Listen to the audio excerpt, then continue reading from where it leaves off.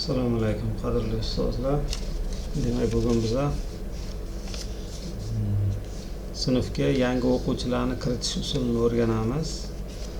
Xo'p, demak, uning uchun bizga admin profildan foydalanamiz.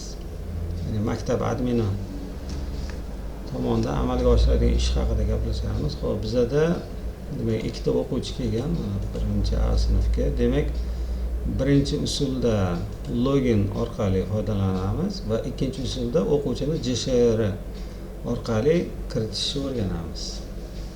Xo'p, demak birinchi bo'lib administratsiya bo'limiga o'tamiz va shu sinfga kirib olamiz.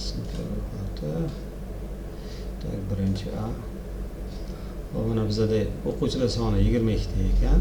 Demak, o'quvchilarga o'tamiz, o'quvchilar bo'limiga. 22 ta o'quvchi bor. Demak, sinfga qo'shishni bosamiz.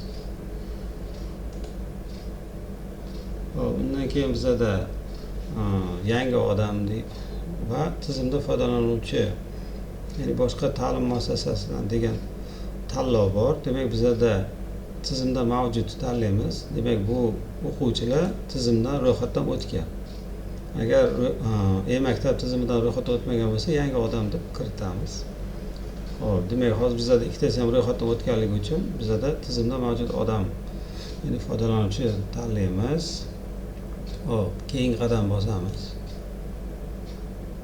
Hop, demak 1A ga hop kirish sanasini yozamiz. Hop, demak kirish sanasida endi men bir kun keyingi qilsa ham bo'ladi yoki shu kunni tanlasak bo'ladi. Ya'ni o'sha kelgan kunda biz bugungi sanani tanlaymiz. Hop, buyrug'imiz, endi buyruq turini tanlaymiz. Ta'lim muassasasiga qabul qilish to'g'risida. Va pastga tushganimizda mana shaxsiy ma'lumotlar, ya'ni shu o'quvchini shaxsiy ma'lumotlari orqali qidirib topib olishimiz kerak. Demak, bizda ikkita usul bor. Bittasi JSHR usuli, bittasi login orqali o'quvchini topishimiz mumkin. Demak, birinchi login orqali qidiramiz. Demak, o'quvchini loginini kiritamiz va keyingi qadam bosamiz. Mana bizda o'quvchimiz haqida ma'lumot chiqadi. Demak, to'g'ri. Xo'p, mana oldingi maktabi va yaratish tugmasini bosamiz. Mana bizda o'quvchimiz qo'shildi, mana va bizda o'quvchilar soni mana 23 ta bo'ldi. Xo'p, demak, mana Sobitov Sunnatjon Jamshidjon o'g'li ekan, mana qo'shildi, mana bugungi sanadan qo'shildi mana. Xo'p, endi keyingi o'quvchini qo'shamiz, sinfga qo'shish. Xo'p, yana tizimda mavjud. Xo'p, keyingi qadam. Xo'p, xuddi yana shu 25-sana. Xo'p, buyruq turi ta'lim muassasasiga qabul qilish va JSHR. Demak, endi JSHR orqali qabul qilamiz. Xo'p, endi keyingi qadam.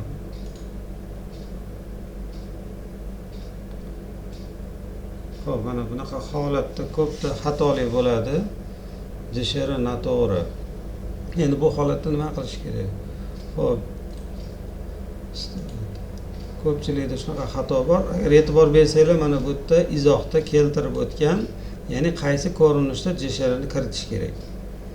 Mana hozir biz kiritgan usulda bu raqamlarimiz hammasi to'liq kiritilgan va ajratilmagan holatda, ya'ni JSHR uslubida kiritilmagan. Mana pastda izohda ko'rsatilgan qanday holatda kiritilish kerak. Endi buni ko'pchilik ajratish bilmasligi mumkin. Shuning uchun JSHRni oxiriga borib, oxirgi raqamidan keyin sichqonchani bir marta bosamiz. Mana kursor joylashgandan keyin klaviaturadan probel tugmasini bosamiz. Probel. Ya'ni bo'sh joy tashlaymiz. Va bizda ko'rib turibsizlarki, xuddi shu JSHR holatiga o'tib oladi o'zi mana.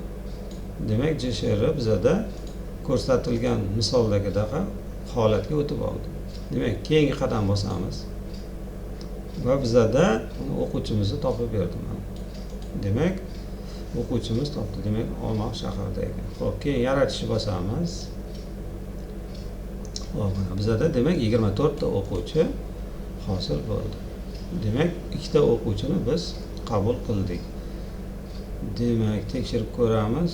Demak, mana Botirov Shokirxon Bobirxon o'g'li ekan. Demak, ikkita o'quvchi mana qo'shildi. Demak, sanamiz mana 25-oktyabr. Xo'p, endi yana bitta bizda muammo bo'lishi mumkin. Bizda mana bu Kirillda yozilgan ekan. Endi buni biza tahrirlab lotinga o'tkazib olishimiz kerak. Xo'p, demak, tahrirlashga kiramiz. Xo'p, endi Botirov lotinda yozamiz. Botirov Shokirxon ekan. Shokirxon Bobirxon o'g'li ekan. Bobirxon o'g'li. Demak, yozib oldik. Jeshara kiritilgan bo'ldi. Va saqlash tugmasini bosamiz. Saqlash. Xo'p, mana bizda o'quvchimizni ma'lumotlarini o'zgartirdik va bu saqlandi. Xo'p, demak endi yana boshqaruvga kiramiz.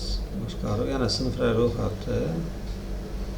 Xo'p, o'sha sinfga kirib olamiz. Mana bizda demak jami 24 ta o'quvchi bo'ldi. O'quvchilarga kirib ko'ramiz.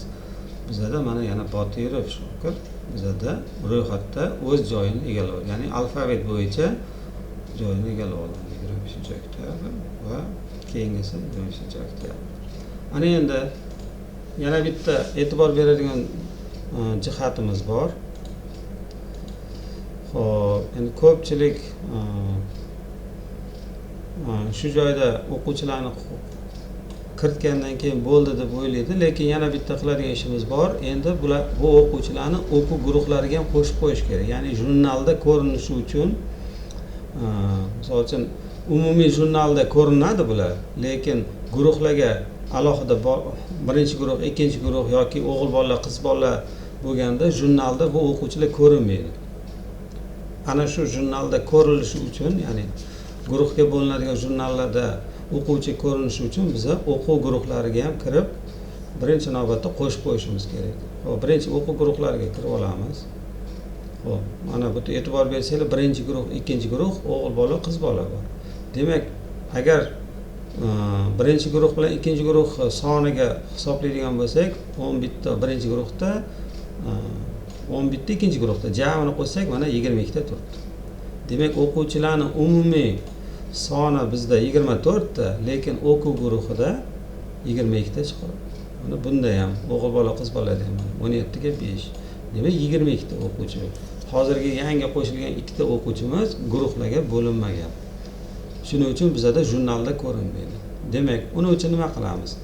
Xo'p, endi birinchi navbatda o'quvchini familiyasidan kelib chiqish kerak. Demak, bizda Botirov bo'lgani uchun bu bizda birinchi guruhga o'tiradi. Birinchi guruhda bo'linadi. Va bizda keyingi o'quvchimiz S Sobitov ekan. Demak, bu ikkinchi guruhga qo'shiladi. Demak, o'quv guruhiga o'tamiz. Xo'p, birinchi guruhga kiramiz. Va birinchi guruhga qo'shiladigan o'quvchimiz bizda mana Botirov ekan. Tanlaymiz va guruhga degan tugmani bosamiz. Va bugungi sana o'zi ko'rsatadi yoki ertaga sanani tanlasak ham bo'ladi. Xo'p, demak, bugungi sanani qoldiraman va saqlash tugmasini bosamiz. Mana bizda demak Botirov qo'shildi mana bu sanadan. Xo'p, yana o'quv guruhlarini bosaman. Bizda birinchi guruhda demak 12 ta o'quvchi bo'ldi. Va keyingi ikkinchi guruhga kiramiz va ikkinchi o'quvchini, ya'ni Sobitjonovni ham qo'shamiz. Demak, belgilaymiz guruhga. Demak, sanasi qoldiramiz. Saqlash va bizda mana saqlandi. Va yana o'quv guruhlarini tanlaymiz. Bizda mana demak guruhlarga bo'linganda 12 ga 12 jami 24 ta o'quvchi. Demak, guruhlarda to'liq o'quvchilar bo'lindi. Va endi o'g'il bolalarga kiramiz. Demak, bizda 2 ta o'g'il bola bo'lgani uchun, demak, o'g'il bolalar guruhiga qo'shib qo'yamiz. Demak, birinchi bu va ikkinchi o'quvchini guruhga tanlaymiz. Xo'p, demak, bizda bu sanadan qo'shiladi. saqlandi va yana o'quv guruhlarini ochamiz. Demak, mana bizada o'g'il bolalar 19 ta, qizlar 5 ta bo'ldi. Shunda jami 24 ta. Demak, o'g'il bolalar, qiz bolalarga bo'lgan guruhimizda ham mana 24 ta o'quvchi bor. Birinchi va ikkinchi guruhga ajratilganda ham, demak 24 ta o'quvchi bor. Demak, bizada hozirgi holatda o'quvchilarimiz teng bo'ldi. Demak, jurnal yuritishda ham hech qanaqa muammo bo'lmaydi. Xo'p. Demak, tushunarli bo'ldi deb hisoblayman. Sog' bo'linglar ustozlar.